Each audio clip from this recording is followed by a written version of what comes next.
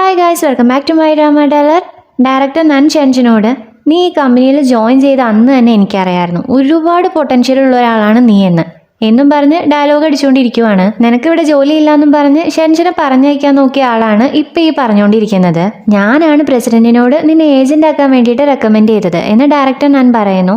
പാവം ഷെൻഷൻ അത് വിശ്വസിക്കുന്നു. അവൾ ഇരുന്ന് സീറ്റിൽ നിന്ന് എഴുന്നേറ്റിട്ട് ഒരുപാട് നന്ദിയുണ്ട്, ഞാൻ എന്തെങ്കിലും തെറ്റ് ചെയ്തിട്ടുണ്ടെങ്കിൽ എന്നെ ചീത്ത പറയുകയോ അടിക്കുകയോ ഒന്നും ചെയ്യരുത് എന്ന് പറയുന്നു. ഡയറക്ടർ നൻ എന്ത്, നിന്നെ അടിക്കാനോ? ഞാൻ അതിന് ഗ്യാങ്സ്റ്റർ ഒന്നും അല്ല. എനിക്കും ഡയറക്ടർ യുവിനും നിന്റെ മേലെ ഒരുപാട് എക്സ്പെക്ടേഷൻ ഉണ്ട്. അല്ല, നീ പ്രമോട്ട് ആയത് ഡയറക്ടർ യുവിന് അറിയോ എന്ന് ചോദിക്കുന്നു. അയ്യോ ഇല്ല, ഞാൻ പറഞ്ഞിട്ടില്ലല്ലോ എന്ന് ഷെൻഷൻ പറയുമ്പോൾ ഡയറക്ടർ നൻ ഓക്കെ നീ പേടിക്കണ്ട, ഞാൻ പറഞ്ഞോളാം എന്ന് പറഞ്ഞ് ഡയറക്ടർ യുവിനോട് പഞ്ചാര അടിക്കാൻ വേണ്ടി പോകുവാണ് ഡയറക്ടർ നൻ. ഡയറക്ടർ നൻ പോയി കഴിഞ്ഞതിന് ശേഷം ലീന ഷെൻഷന്റെ ഓഫീസിലേക്ക് വരുന്നു. പ്രസിഡന്റ് നിന്നെയാണ് ബോക്സുവിന്റെ ഏജന്റ് ആയിട്ട് സെലക്ട് ചെയ്തത്.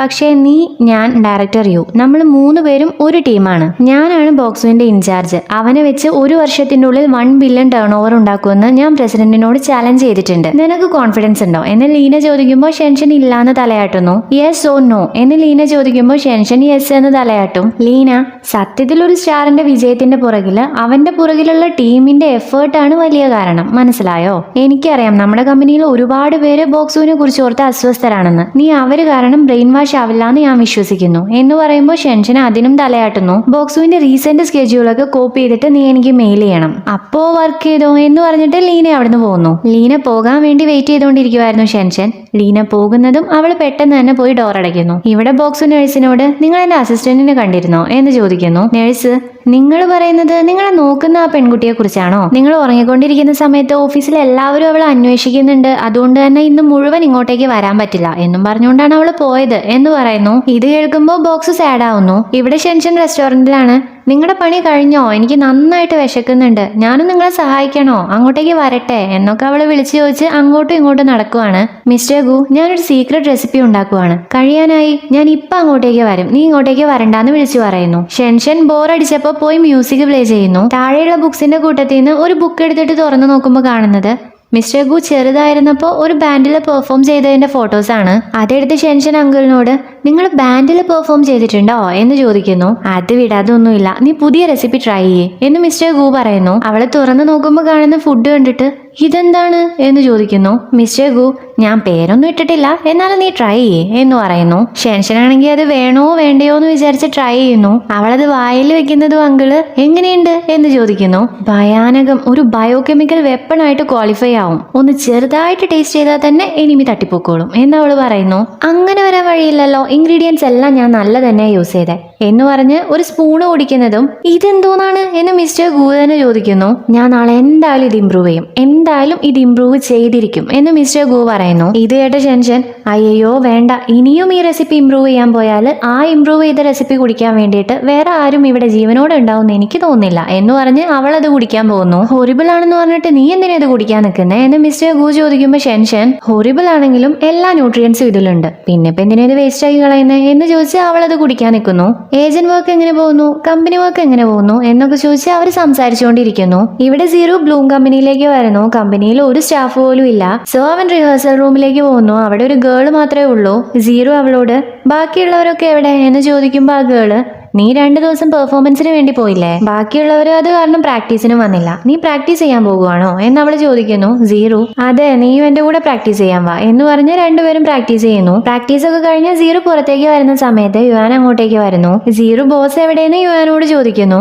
ബോസ് ഇൻവെസ്റ്റ്മെന്റിന് വേണ്ടിയിട്ട് അലഞ്ഞുകൊണ്ടിരിക്കുവാണ്, കമ്പനിയുടെ സിറ്റുവേഷൻ വളരെ മോശമായിട്ടാണ് പോയിക്കൊണ്ടിരിക്കുന്നത് എന്ന് യുവാൻ പറയുന്നു. നൈറ്റ് സീറോവും ബോക്സും ഡ്രിങ്ക്സ് കഴിച്ചുകൊണ്ടിരിക്കുവാണ്. ബോസ്, നീ എന്റെ കൂടെ ചേർന്നിട്ട് 6 മാസമായി, നീ ഒരുപാട് സഹിച്ചു, എന്നാ എന്നെ കൊണ്ട് കമ്പനി സ്റ്റേബിൾ ആക്കാൻ പറ്റിയില്ല. സോ നീ നിന്റെ ഫ്യൂച്ചറിനെ കുറിച്ച് ചിന്തിച്ച് നല്ലൊരു ഡിസിഷൻ എടുക്കണം എന്ന് പറയുന്നു. നമ്മുടെ കമ്പനി ടേക്ക് ഓവർ ചെയ്യുന്നതിനെ പറ്റി ഞാൻ സ്റ്റാർ എന്റർടൈൻമെന്റ് കമ്പനിയോട് സംസാരിച്ചിട്ടുണ്ടായിരുന്നു, അവരും കുറച്ച് ഇൻട്രസ്റ്റോടെ തന്നെയാണ് ഇരിക്കുന്നത് എന്ന് സീറോ പറയുന്നു. ആ കാര്യം മാത്രം പറ്റില്ല, നമ്മുടെ കമ്പനി അവര് ടേക്ക് ഓവർ ചെയ്താൽ നമുക്ക് ഒരു ഡിസിഷനും എടുക്കാൻ പറ്റില്ല. പോപ്പ് സോങ് കൊണ്ടുവരണം എന്ന് വിചാരിച്ചിട്ടാണ് ഞാൻ ഈ കമ്പനി സ്റ്റാർട്ട് ചെയ്തത് തന്നെ, അതൊരു ഡ്രീം ആയിട്ട് തന്നെ അവിടെ ഇരിക്കട്ടെ, എന്നാലും അവരുടെ റൂൾസ് ആൻഡ് റെഗുലേഷൻസ് അനുസരിക്കാൻ എന്നെ കൊണ്ട് പറ്റില്ല. എന്റെ ഡ്രീം ഗീവ് അപ്പ് ചെയ്ത് ഞാൻ ചോദിക്കുവാണെങ്കിൽ മറ്റുള്ള കമ്പനിയും ഞാനും തമ്മിൽ എന്ത് ഡിഫറൻസാ ഉള്ളത്? ഞാൻ ഇത്ര ഹാർഡ് വർക്ക് ചെയ്യുന്നതിൽ എന്താ അർത്ഥം ഉള്ളത് എന്നെല്ലാം ബോസ് ചോദിക്കുന്നു. ഇവിടെ ഷെൻഷൻ വീട്ടിലിരുന്നുകൊണ്ട് തന്നെ വർക്ക് ചെയ്തുകൊണ്ടിരിക്കുവാണ്. യുവാൻ അങ്ങോട്ട് വന്നിട്ട് ഇതെന്താ നീ ഓഫീസ് വർക്കൊക്കെ ഇവിടെ വെച്ച് ചെയ്യുന്നേ എന്ന് ചോദിക്കുന്നു.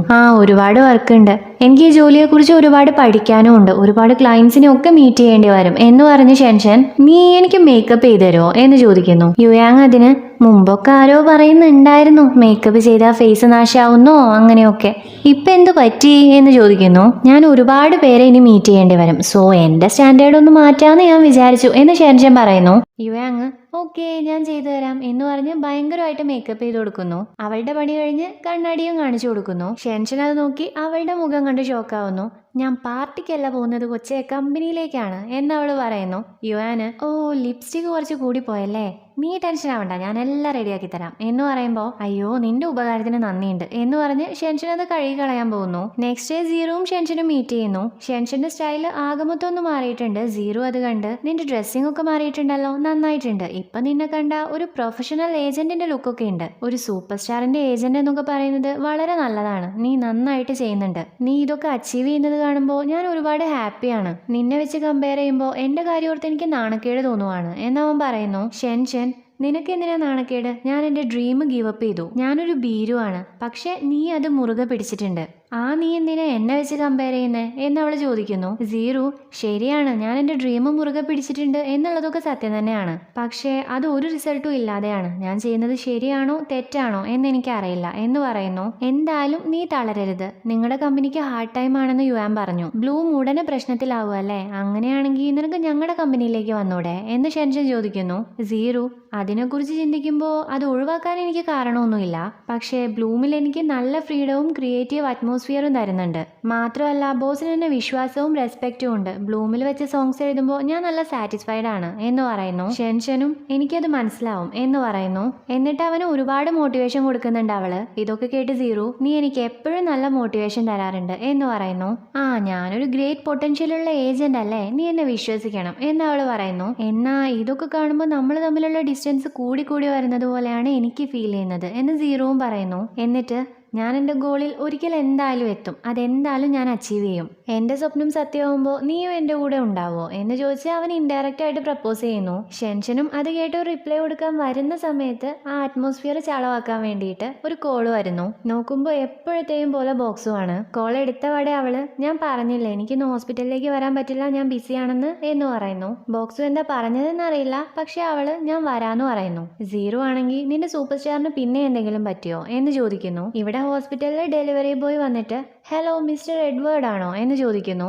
ബോക്സു അതെ ഞാൻ തന്നെയാണ് എന്ന് പറയുന്നു. അപ്പോഴാണ് ഡെലിവറി ബോയ് ബോക്സുവിനെ ശ്രദ്ധിക്കുന്നത് തന്നെ. അവനെ കണ്ടപാടെ ബോക്സു അല്ലേ, നിങ്ങൾ ഓർഡർ ചെയ്ത ഫുഡാണിത്, ഫ്രോസൺ പാക്കിംഗ് ആണ്, തുറന്നു നോക്കിയിട്ട് ചെക്ക് ചെയ്യാം എന്ന് പറയുന്നു. നല്ല ഹാപ്പി ആയിട്ട് ഡെലിവറി ബോയ് എനിക്കൊരു സൈൻ ചെയ്തു തരുമോ എന്ന് ചോദിക്കുന്നു. ബോക്സു ആക്ച്വലി തനിക്ക് സൈൻ ചെയ്ത് തരണം എന്നൊക്കെ എനിക്കുണ്ട്, പക്ഷേ ഈ കൈ വെച്ചിട്ട് എനിക്ക് സൈൻ ചെയ്യാൻ പറ്റില്ല എന്ന് പറയുന്നു. ഇത് കേൾക്കുന്നതും ഡെലിവറി ബോയ് ഫോൺ എടുത്തിട്ട് ഞാനും എൻ്റെ ഗേൾ ഫ്രണ്ടും നിങ്ങളുടെ ഒരു വലിയ ഫാനാണ്, നിങ്ങളുടെ കൂടെ ഞാനൊരു സെൽഫി എടുക്കട്ടെ എന്ന് ചോദിക്കുന്നു. ബോക്സു എന്നെ ഇഷ്ടപ്പെടുന്നതിന് നന്ദിയുണ്ട്, പക്ഷേ ഞാനിപ്പോൾ ഹോസ്പിറ്റലിലല്ലേ, ഇങ്ങനെ ഒരു സിറ്റുവേഷനിൽ ഫോട്ടോ എടുത്താൽ എങ്ങനെയാ ശരിയാവുക, നിങ്ങളിപ്പോൾ ജോലിക്ക് പോയിക്കോളൂ, നെക്സ്റ്റ് ടൈം കാണുമ്പോൾ നമുക്ക് എന്തായാലും ഫോട്ടോ എടുക്കാം എന്നവൻ പറയുന്നു. ഡെലിവറി ബോയും എനിക്ക് മനസ്സിലാക്കാൻ പറ്റും എന്ന് പറഞ്ഞ് ബാഗ് എടുത്തിട്ട് പോകുന്നു. ബോക്സ് നിൽക്കാൻ പറഞ്ഞ് എനിക്ക് താങ്കളുടെ കൂടെ ഫോട്ടോ എടുക്കാൻ പറ്റില്ല, പക്ഷേ എൻ്റെ പിക്ചേഴ്സ് സീക്രട്ട് ആയിട്ട് എടുക്കുന്നതിൽ കുഴപ്പമൊന്നുമില്ല. ഇത് കേൾക്കുന്നതും ഡെലിവറി ബോയ് ഹാപ്പി ആയിട്ട് ഫോട്ടോ എടുത്ത് താങ്ക്സും പറഞ്ഞു പോകുന്നു. ഇപ്പോൾ ഷെൻഷൻ അങ്ങോട്ടേക്ക് വരുന്നു. ബോക്സുവിന് നല്ല മാറ്റമുണ്ട്. അങ്ങോട്ടേക്ക് ഒരു നഴ്സ് വന്ന് 3 മണി തൊട്ട് 4 മണി വരെ നിങ്ങൾക്ക് റീഹാബിലിറ്റേഷൻ ട്രെയിനിങ് ആണ്, സോ അതിന് റെഡി ആവണം എന്ന് പറഞ്ഞ് പോകുന്നു. ബോക്സുവിനെ ഷെൻഷൻ അതിന് വേണ്ടിയിട്ട് കൊണ്ടുപോവുകയും ചെയ്യുന്നു. ബാൻഡേജ് ഒക്കെ അഴിച്ച് ചെക്ക് ചെയ്യുവാണ്. കയ്യിലുള്ള ബാൻഡേജ് അഴിക്കുന്നതും ബോക്സു ഷെൻഷനോട് കൈ തരാൻ പറയുന്നു. പതുക്കെ പിടിക്കാൻ അവൾ പറയുന്നുണ്ട്, എന്നാൽ അവൻ പിടിച്ച പിടിയിൽ അവൾക്ക് നന്നായിട്ട് വേദനിക്കുന്നു. പിന്നീട് അങ്ങോട്ടുള്ള എല്ലാ എക്സസൈസും ചെയ്യാൻ ബോക്സുവിനെ നന്നായിട്ട് ഹെൽപ്പ് ചെയ്തത് ഷെൻഷൻ തന്നെയാണ്. നെക്സ്റ്റ് ഡേ ഷെൻഷൻ കമ്പനിയിലേക്ക് പോയിട്ട് വൈസ് പ്രസിഡന്റിനെ മീറ്റ് ചെയ്യുന്നു. ലീന ബോക്സുവിന് ഇപ്പൊ എങ്ങനെയുണ്ട് എന്ന് ചോദിച്ച് ഞാൻ തന്ന ഡോക്യുമെന്റ്സ് ഒക്കെ റെഫർ ചെയ്തോ, നീ എന്താണ് പ്ലാൻ ചെയ്തിരിക്കുന്നത് എന്ന് ചോദിക്കുന്നു. ഷെൻഷൻ നമ്മൾ എന്ത് ചെയ്താലും അത് നല്ല ക്വാളിറ്റിയോട് കൂടിയിട്ട് ചെയ്യണം, നന്നായിട്ട് റീച്ച് ആവാൻ സാധ്യതയുള്ള ഡ്രാമയിൽ ഗസ്റ്റ് റോൾ ചെയ്യാം, അല്ലെങ്കിൽ നല്ല ആഡ്സിൽ അഭിനയിക്കാം എന്നൊക്കെ അവള് അവളുടെ അഭിപ്രായങ്ങൾ പറയുന്നു. എന്നാൽ ലീനയ്ക്ക് അവള് പറഞ്ഞ കാര്യങ്ങളൊന്നും ഇഷ്ടാവുന്നില്ല. നീ ഇതെല്ലാം ബോക്സുവിനെ ഫോക്കസ് ചെയ്തിട്ടാണ് ചെയ്യുന്നത്, കമ്പനിയിലേക്ക് ഇൻകം വരുന്നത് പോലെ വേണം നീ എന്തെങ്കിലും പ്ലാൻ ചെയ്യാനായിട്ട് എന്ന് പറയുന്നു. ഷെൻഷൻ അങ്ങനെയല്ല, നിങ്ങൾ എന്ത് ചെയ്തിട്ടുണ്ടെങ്കിലും അത് നല്ല ക്വാളിറ്റി ആയിട്ട് ചെയ്താൽ നല്ല റീച്ച് കിട്ടും. റീച്ച് കിട്ടിയിട്ടുണ്ടെങ്കിൽ അത് കമ്പനിക്ക് ഉപകാരം തന്നെ ആയിരിക്കും എന്ന് പറയുന്നു. എന്നാൽ ലീന അത് കേൾക്കുന്നേ ഇല്ല. പ്രോഫിറ്റ് കുറയുന്നത് അംഗീകരിക്കാൻ പറ്റുന്ന കാര്യമല്ല. നീ റീപ്ലാൻ ചെയ്തേക്ക്, ഈ പ്ലാനൊന്നും വർക്കൗട്ട് ആവില്ല എന്ന് പറഞ്ഞ് ഷെൻഷന് ചീത്ത പറഞ്ഞ് പുറത്താക്കുന്നു. ഇതൊക്കെ ആ വഴി പോയ ഡയറക്ടർ യു കേൾക്കുന്നു. ഇപ്പൊ ഷെൻഷനും ഡയറക്ടർ യുവിന്റെ ഓഫീസിലാണ്. ലീനയുടെ കൂടെ നടന്ന ആർഗ്യുമെന്റിൽ ആര് പറഞ്ഞതാണ് കറക്റ്റ് എന്ന് ഷെൻഷൻ ചോദിക്കുന്നു. ഡയറക്ടർ യു, നീ പറഞ്ഞത് കറക്റ്റ് തന്നെയാണ്, എന്നാൽ ലീന പറഞ്ഞതിലും തെറ്റൊന്നുമില്ല. ഏജന്റിന്റെ ജോബ് എന്ന് പറയുന്നത് അസിസ്റ്റന്റ് ജോബിൽ നിന്ന് ഒരുപാട് വ്യത്യാസമുണ്ട്. ഏജന്റ് വർക്ക് എന്ന് പറഞ്ഞിട്ടുണ്ടെങ്കിൽ ഒരുപാട് പേരുമായിട്ട് ഇന്ററാക്ട് ആവണം. ഓരോരുത്തരും ഓരോ മൈൻഡ് സെറ്റിലായിരിക്കും ഉണ്ടാവുക. എല്ലാവരെയും മാറ്റാനൊന്നും നമ്മളെ കൊണ്ട് പറ്റില്ല. സോ കോംപ്രമൈസ് ചെയ്യാനാണ് നമ്മൾ ആദ്യം പഠിക്കേണ്ടത് എന്ന് പറഞ്ഞ് ഏജന്റ് വർക്കിനെ കുറിച്ചിട്ട് ഒരുപാട് ടിപ്സ് പറഞ്ഞു കൊടുക്കുന്നു. ഷെൻഷനും ഓക്കെ, ഇനി ഞാൻ ഇങ്ങനെ ട്രൈ ചെയ്യാം എന്ന് പറഞ്ഞു പോകുന്നു. ഇവിടെ മിസ്റ്റർ ചാങ് റെക്കോർഡിംഗ് റൂമിൽ ഒരു ആർട്ടിസ്റ്റ് പാടുന്നത് റെക്കോർഡ് ചെയ്തുകൊണ്ടിരിക്കുവാണ്. ഷെൻഷൻ അങ്ങോട്ട് പോയിട്ട് മിസ്റ്റർ ചാങ്ങിന് ഒരു ലിസ്റ്റ് കൊടുക്കുന്നു. അപ്പൊ അവിടെയുള്ള വർക്കർ ബാക്ക്ഗ്രൗണ്ട് പാടാൻ ഇനിയും ഒരാളെ കൂടെ വേണം എന്ന് പറയുന്നു. ഷെൻഷൻ അത് കേട്ട് ഞാൻ പാടട്ടെ എന്ന് ചോദിക്കുന്നു. മിസ്റ്റർ ചാങ് ഓക്കെ പറയുന്നു. ഷെൻഷൻ ബാക്ക്ഗ്രൗണ്ട് സിംഗർ ആയിട്ട് നിന്നിട്ട് നല്ല ഹാപ്പി ആയിട്ട് കോറസ് പാടുന്നു. ഇവിടെ ബ്ലൂം കമ്പനിയിലെ ബോസ് സീറുവിനോട് സംസാരിക്കുവാണ്. ഞാൻ നിനക്കൊരു ഗുഡ് ന്യൂസ് കൊണ്ടാണ് വന്നിരിക്കുന്നത്. എന്റെ ഒരു ഫ്രണ്ട് നമ്മളെ പോലെ തന്നെ ഒരു ചെറിയ കമ്പനി റൺ ചെയ്യിക്കുന്നുണ്ട്. അവനും ഇപ്പൊ ഫിനാൻഷ്യൽ പ്രോബ്ലത്തിലാണ്. ഇതുപോലെ അവനറിയാവുന്ന വേറെയോ ഒരുപാട് കമ്പനീസ് ഉണ്ട്. സോ നമ്മൾ ഇതുപോലുള്ള ചെറിയ കമ്പനീസിന്റെ കൂടെ ടൈപ്പ് വെച്ച് ഇൻവെസ്റ്റ് ചെയ്തിട്ട് കമ്പനി ഡെവലപ്പ് ചെയ്യാനാണ് പ്ലാൻ ചെയ്തിരിക്കുന്നത്. വലിയ വലിയ കമ്പനിയുടെ കൂടെ ഇൻവെസ്റ്റ് ചെയ്യുന്നതിലും നല്ലത് ഇത് തന്നെ ആയിരിക്കും എന്ന് ബോസ് പറയുന്നു. സീറു, ചെറിയ ചെറിയ കമ്പനിയുടെ കൂടെ ടൈപ്പ് ചെയ്തിട്ട് വലിയ പൊസിഷനിലേക്ക് എത്താം എന്നാണ് നിങ്ങൾ പറയുന്നത്. എന്നാൽ എൻ്റെ ഒരു അഭിപ്രായത്തിൽ അങ്ങനെ ചെയ്തിട്ടുണ്ടെങ്കിൽ ഇപ്പോൾ ഉള്ള സ്റ്റേജിൽ നിന്നും കൂടുതൽ താഴെ പോവുകയാണ് ചെയ്യുക. എന്താന്ന് വെച്ചാൽ നിങ്ങൾ ടൈപ്പ് ചെയ്യാൻ പോകുന്ന കമ്പനീസ് നിങ്ങളുടെ കമ്പനിയെ പോലെ തന്നെ ഫെയിലിയർ ആയിട്ടുള്ള കമ്പനിയാണ് എന്ന് പറയുന്നു. ബോസിന് ഇത് കേട്ട് വിഷമാവുന്നു. എന്നാലും സീറോ പറഞ്ഞത് സമ്മതിച്ചു കൊടുത്ത് നിന്റെ സോങ്സ് 2-3 കമ്പനീസ് ചോദിച്ചിരുന്നു, പക്ഷേ നിന്നോട് ചോദിക്കാതെ കൊടുക്കാൻ പറ്റില്ലല്ലോ, അതുകൊണ്ടാണ് ഞാൻ ഓക്കെ പറയാതിരുന്നത് എന്ന് പറയുന്നു. സീറോ, ഞാൻ സ്ട്രെയിറ്റ് ആയിട്ട് തന്നെ പറയാം, എന്നെ തെറ്റിദ്ധരിക്കണ്ട. എന്റെ സോങ്സ് എനിക്ക് വളരെ വലുതാണ്, ഭയങ്കര ഇമ്പോർട്ടന്റ് ആണ്. ആ സോങ്സ് നിങ്ങൾ ചെറിയ കമ്പനിക്ക് വിറ്റിട്ടുണ്ടെങ്കിൽ ഒരുപക്ഷെ 2-3 മാസമൊക്കെ നമ്മുടെ കമ്പനി റൺ ചെയ്യുമായിരിക്കും. എന്നാൽ എന്റെ പാട്ട് അതോടുകൂടെ നശിക്കും. വലിയ കമ്പനിയൊക്കെ ആണെങ്കിൽ പിന്നെയും പോട്ടേന്ന് വെക്കാം. ചെറിയ കമ്പനിക്ക് വെക്കുന്നത് നല്ലതല്ല എന്നവൻ പറയുമ്പോൾ ബോസും അത് ശരിയാണെന്ന് പറയുന്നു. ഇപ്പൊ യുവാനും സീറോവും നടന്നു വരുവാണ്. യുവാന്, നീ ബോസിനോട് പറഞ്ഞ കാര്യമൊക്കെ ഞാൻ കേട്ടു, നീ സ്ട്രെയിറ്റ് ഫോർവേഡ് ആണ്.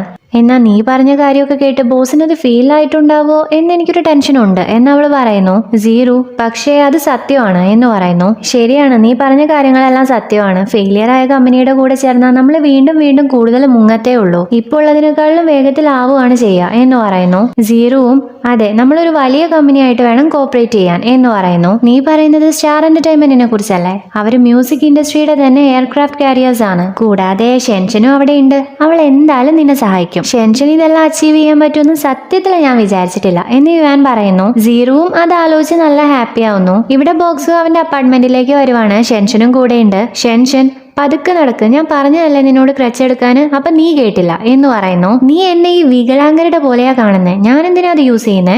നീയാണ് എന്റെ ക്രച്ച് എന്ന് പറഞ്ഞ് അവൻ നടക്കുന്നു. ഇത് കേട്ട് ഷെൻഷൻ, നീ എന്നെ ഒരു ഉപകരണം പോലെയാ കാണുന്നേ എന്ന് പറയുന്നു. ബോക്സു, അതേലോ, പിന്നെ നല്ലൊരാളായിട്ടും നീ ഇല്ലാതെ ഇപ്പൊ എനിക്ക് ഒന്നും പറ്റുന്നില്ല എന്നവൻ പറയുന്നു. അനങ്ങി പോവരുത് എന്ന് പറഞ്ഞ് അവൾ ഡോറ് തുറക്കാൻ പോകുമ്പോ തന്നെ ബോക്സുവിന് കാല് വേദനിക്കുന്നു. ഇതോടുകൂടി എപ്പിസോഡ് ഇവിടെ തീരുന്നു. അപ്പൊ വീഡിയോ ഇഷ്ടപ്പെട്ടിട്ടുണ്ടെങ്കിൽ ലൈക്ക് ചെയ്യുക, കമന്റ് ചെയ്യുക, സബ്സ്ക്രൈബ് ചെയ്യുക.